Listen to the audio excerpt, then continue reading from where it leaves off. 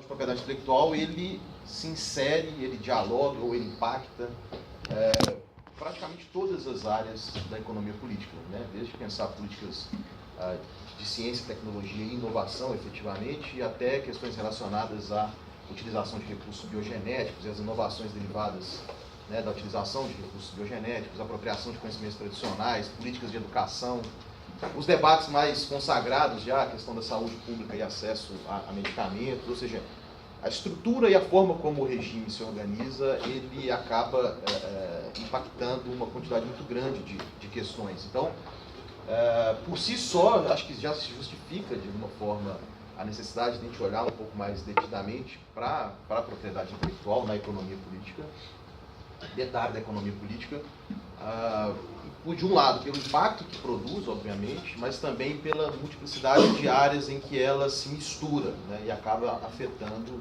direitos, políticas, etc. Isso é um pouco do que eu vou tentar mostrar hoje. E só fazendo um parênteses assim, introdutório, né, essa apresentação que eu tentando, um outro objetivo, um objetivo um pouco mais individualista, de certa forma, é fazer uma síntese de, sei lá, alguns 5 anos de pesquisas no tema da propriedade intelectual, com um olhar específico, que é justamente a forma como a propriedade intelectual incide sobre políticas públicas, incide sobre políticas de desenvolvimento, dentro dessa amplitude de questões, de abordagem, etc.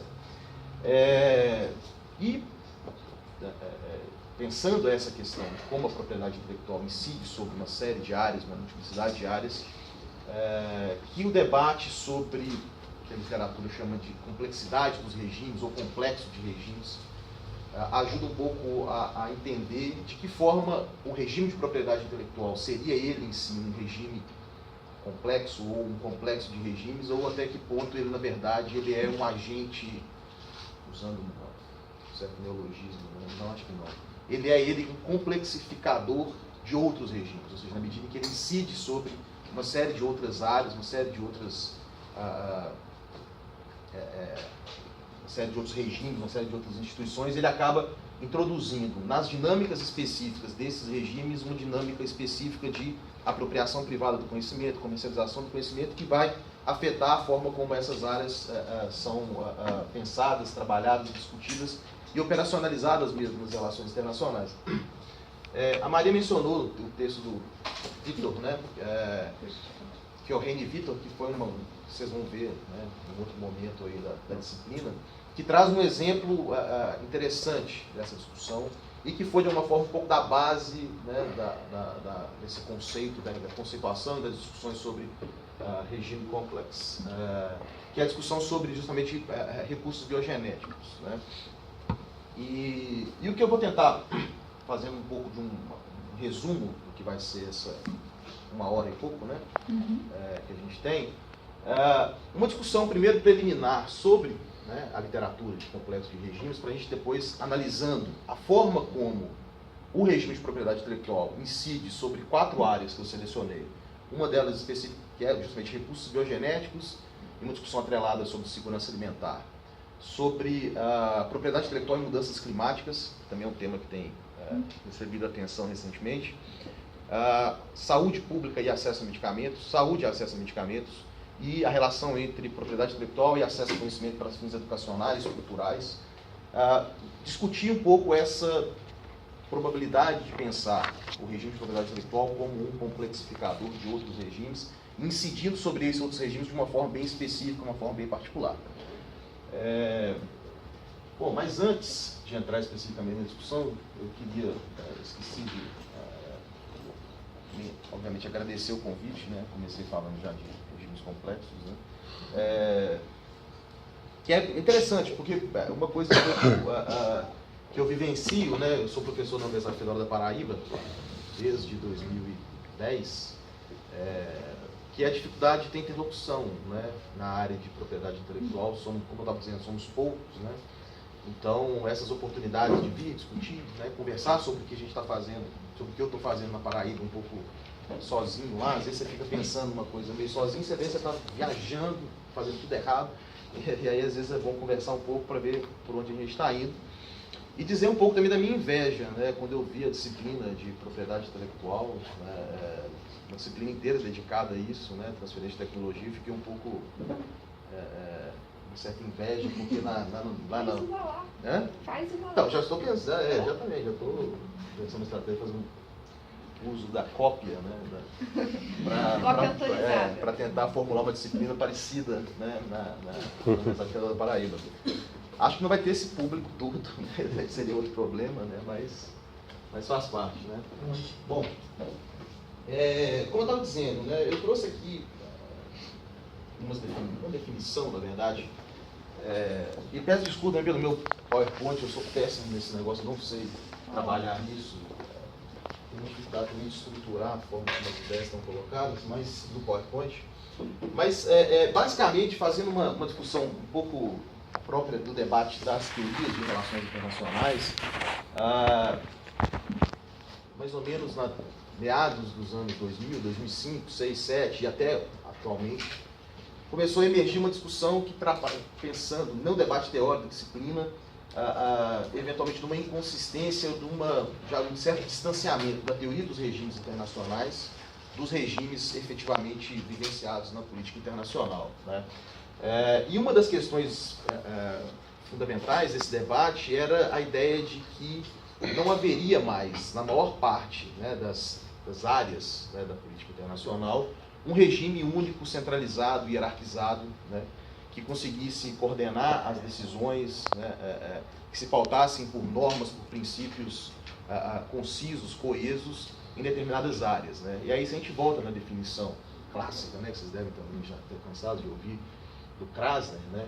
A ideia de um regime internacional é que você tem uma certa hierarquia entre os princípios gerais que organizam, que regem o regime, as normas e as regras específicas que estabelecem o funcionamento, né, dessa área. E nesse momento, nesse período, né, a partir de estudos de alguns casos particulares, né, e aí o caso dos recursos biogenéticos, né, foi um caso importante nessa discussão, mostrando que não havia, nessa área específica das relações internacionais, um regime único, organizado, hierarquizado, em que as regras que regessem essa área se organizassem em torno delas, né? E aí, a partir dessa discussão, houve um debate sobre o que alguns chamam de complexo de regimes, outros chamam de complexidade dos regimes. Eu, particularmente, prefiro pensar a tradução, né? Isso foi objeto de debates com meus orientandos durante um tempo, de como traduzir essa questão. E a gente pensou que uma forma mais adequada seria pensar complexo de regimes. Ou seja, a ideia de que você tem vários regimes diferentes, ou alguns regimes diferentes, que se sobrepõem, né, em alguns aspectos, né, e acabam constituindo um agregado, um conjunto de regimes diferentes, ou seja, regimes diferentes porque partem às vezes de normas e princípios distintos, e por consequência disso vão ter regras também diferentes, que incidem sobre uma área das relações internacionais, né? E isso produz uma série de efeitos sobre como essa área especificamente vai ser organizada, como os Estados vão se comportar, como os Estados vão interagir na organização dessa área específica, onde você tem não mais um regime em que você perceberia ou poderia identificar um certo grau, uma coerência entre as normas e as regras, mas agora você tem vários regimes diferentes com princípios, né, normas distintas, né, às vezes contraditórias, né, isso é uma coisa interessante, e o caso especificamente dos recursos biogenéticos tem uma contradição muito grande quando você pega, por exemplo, os tratados da FAO, da CDB, que defendem a ideia de que os recursos biogenéticos são como se fossem propriedades soberanas dos Estados, e o regime de propriedade intelectual que assegura a propriedade privada sobre os recursos biogenéticos modificados, trabalhados. Então você tem uma área específica, recursos biogenéticos, regimes diferentes que se sobrepõem e às vezes estabelecem regras e normas que têm aspectos contraditórios, né? E esses autores aqui que eu trouxe, né, eles definem de uma forma um pouco simples, né, a ideia quando você tem uma coleção de regimes parcialmente sobrepostos, que é isso que eu estou dizendo, você tem uma área específica, por exemplo, recursos biogenéticos, ou saúde, educação, né, em que você tem regimes diferentes, mas que se sobrepõem sobre essa área específica, que são até mesmo inconsistentes, que não são ordenados hierarquicamente, ou seja, um regime em si, ele tem uma certa ordem hierárquica, mas regimes diferentes, às vezes partem, né, de princípios diferentes, então não são ordenados hierarquicamente, com a ausência de um processo de tomada de decisão centralizado. Bom, só fazer um rápido parênteses aqui da discussão sobre regimes internacionais especificamente. Quando a gente pega a emergência um pouco do debate, né, sobre regimes internacionais, o que essa literatura lá, Krasner, Hug, Keohane, né, estavam mostrando nesse momento, nos anos 70, anos 80, era a ideia de que muito daquilo que a gente entende como a governança da política internacional, a governança das relações internacionais, não pressupõe necessariamente a existência de uma burocracia internacional. Ou seja, o que eles estavam colocando era uma certa diferenciação entre as formas como a política internacional se organiza do debate sobre organizações internacionais, né? Então, o próprio conceito de regimes ele já tem uma certa um nível de abstração, né, no aspecto da formalidade da forma como a política se organiza, para discutir eventualmente como que diferentes instituições, diferentes organizações internacionais podem estar em acordo na organização de uma área da política internacional, desde que elas respeitem de alguma forma um certo princípio ordenador geral, não é? Ou seja, então o conceito de regime ele já é um pouco abstrato, ele já aceita diferenças, né, dentro da organização dessa área da política internacional, mas o que esses autores estão mostrando é que já, então, regimes, né, têm esse grau de amplitude, pelo fato de ser um regime e não ser uma instituição ou uma organização, regimes diferentes se sobrepõem sobre uma temática específica, e aí você tem, então, uma possibilidade de uma certa descoordenação. É aí que é o ponto, né? Despropositada ou, às vezes, proposital, né? Que é uma coisa que a gente vai chegar a discutir mais na frente, né? Bom, e aí, esse autor especificamente, não sei se está no programa, o Peter Yu. Não, acho que vai. Não, acho que não. Não, né? O Peter Yu, ele é um nome assim. Estuda China, né? Estuda China, né? Bastante. Já Mas tem alguns textos teóricos também, gerais, sobre o regime de propriedade intelectual. Ele e um outro autor, mas na verdade mais o Peter Yu mesmo, né? Ele, usando essa definição, essa ideia de regimes complexos, ele, nesse texto especificamente, depois eu posso passar a referência direitinho, ele entende, ele assume, na verdade, que o regime de propriedade intelectual seria ele um complexo de regimes, né? Ou seja, a existência, então, de diferentes regimes, não diferentes instituições, não diferentes tratados, mas diferentes regimes, que se sobreporiam, que se organizariam na estruturação daquilo que é o princípio ordenador fundamental do regime internacional de propriedade intelectual, né? Então ele fala, na verdade, denota um amplo conglomerado de regimes que inclui não apenas a área tradicional das leis e políticas de propriedade intelectual, né? E aí ele está dizendo basicamente, né, os tratados das convenções da Organização da Propriedade Intelectual, o TRIPS, os acordos chamados TRIPS Plus especificamente, mas também outras áreas que se sobrepõem em regimes e fóruns correlatos.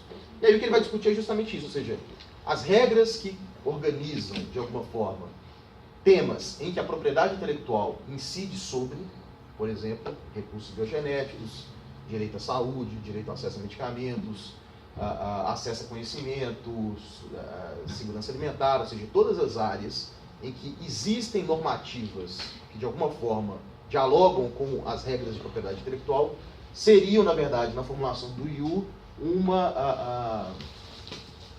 comporiam, na verdade, um complexo de regimes em propriedade intelectual. E aí, chegando na conclusão, na verdade, nós vamos passar por tudo, na verdade, a minha opinião é diferente, né? No meu modo de ver, na verdade, não existe um complexo de regimes em propriedade intelectual. Era aquilo que eu estava dizendo. Na verdade, o que tem é um regime internacional de propriedade intelectual, hierarquizado, né, com um princípio ordenador, especialmente depois do TRIPS, é importante salientar isso, né?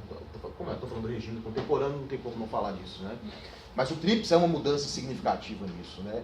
Com o estabelecimento de um regime de propriedade intelectual hierarquizado, né? Com um princípio geral ordenador muito claro, que é a apropriação privada do conhecimento para fins comerciais, normas e regras também que respondem a esse princípio ordenador geral do regime de propriedade intelectual. E o que ele faz, na verdade, né, o regime de propriedade intelectual, é ele incidir sobre outros regimes, em alguns casos de uma forma um pouco autoritária, não é o termo adequado para falar de regras internacionais, mas de uma forma incisiva sobre outras áreas. Ele incidiu sobre outras várias áreas em que havia discussões sobre propriedade intelectual, em que as regras eram muito mais permissivas e refletiam muito mais aquela área específica, né? E o que o regime de propriedade intelectual fez, que aí é a minha intenção, uma palavra melhor, mas acho que pode ser, o que ele faz é tornar complexo ou tornar outros regimes complexos. Tornar outros regimes complexos de regimes. Porque ele vai passar a incidir sobre outras áreas, sem que, aí é o ponto fundamental da minha interpretação, as outras áreas que regulam temas relacionados à propriedade intelectual consigam elas incidir sobre o TRIPS. Então, por isso que ele não seria exatamente um complexo de regimes. Bom, aí no próximo slide, eu fiz uma síntese um pouco da literatura de complexo de regimes, de quais seriam, de alguma forma, as consequências. Porque quando a gente fala de complexo de regimes, ou seja, vários regimes regulando uma mesma área, a questão fundamental é que você não tem uma mudança quantitativa. Não é que você tem mais regras ou mais instituições somente, mas o fato de você ter regimes se sobrepondo, você vai ter consequências sobre como a ordem estabelecida dentro daquela área específica se estabelece. E aí a literatura, ela parece um O, mas não é não, era para ser uma bolinha.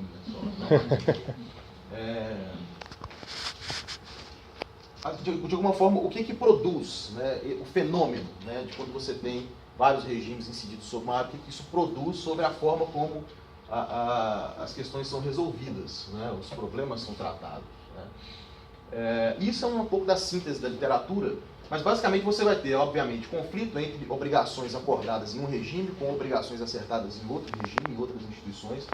Processo de complexificação da tomada de decisão dos atores, né? Por exemplo, quando um Estado vai internalizar uma norma acordada em um regime internacional, mas ele também é signatário de um tratado internacional contraditório. Né? Como é que ele faz no processo de internalização dessas normas? Isso cria uma certa dificuldade na tomada de decisão e também, né, que é o que eu estava dizendo aqui, mas também uma dificuldade também na negociação de outras normas. Né? Ou seja, quando você vai assinar um tratado internacional, você tem que levar em consideração uma série de outras obrigações que já existem, e às vezes fica praticamente impossível tomar uma decisão soberana entre Estados que não vai entrar em contradição com alguma outra temática. Né? Incoerência regulatória, confusão a respeito da efetividade das regras, ou seja, uma série de questões que se abrem pelo fato de você ter uma área da política internacional sendo regida por uma série de acordos. Mas eu selecionei esses três aqui